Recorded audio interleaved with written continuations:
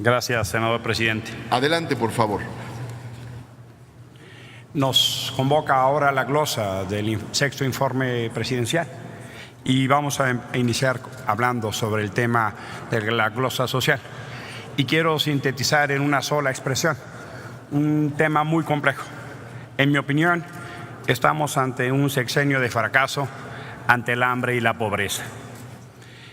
En los compromisos firmados frente a notario público por el entonces candidato Enrique Peña Nieto, se firmó un compromiso ante notario.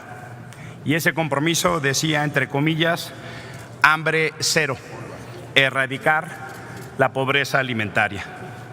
También, para hacer frente a ese trabajo, los primeros años se echó a andar la Cruzada Nacional contra el Hambre.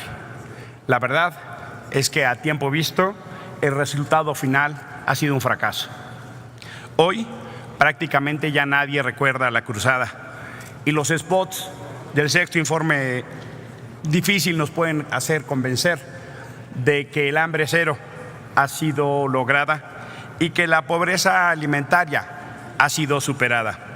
Los datos oficiales nos dicen que se pasó de 23.5 millones de personas en pobreza alimentaria a 21.4.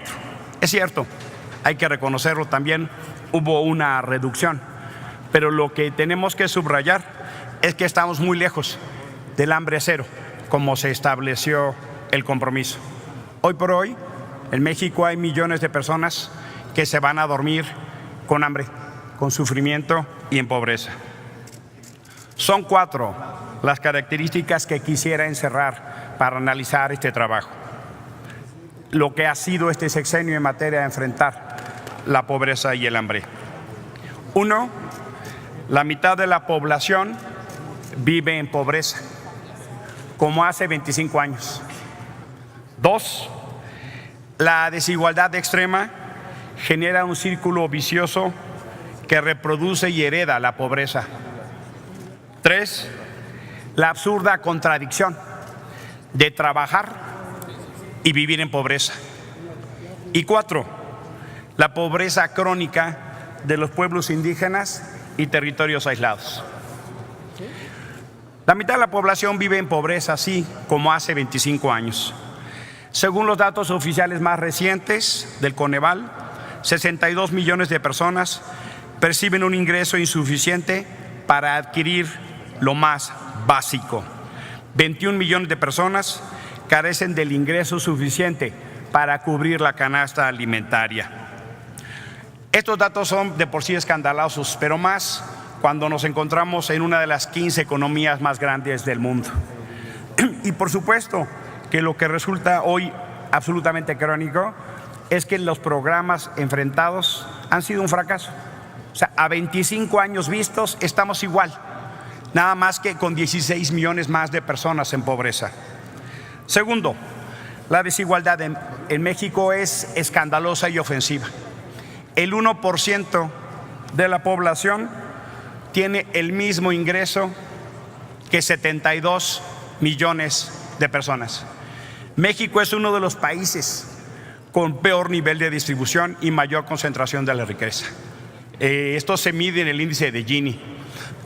México tiene uno de los peores niveles. Hay una diferencia de 32 veces la ganancia entre los más ricos y los más pobres. La desigualdad en México es una condición estructural que niega derechos. Pero si esto no fuera suficiente, si me regalan agua, por favor. Si esto no fuera suficiente, sucede que hay gente que por más que trabaje va a estar en pobreza. Gracias.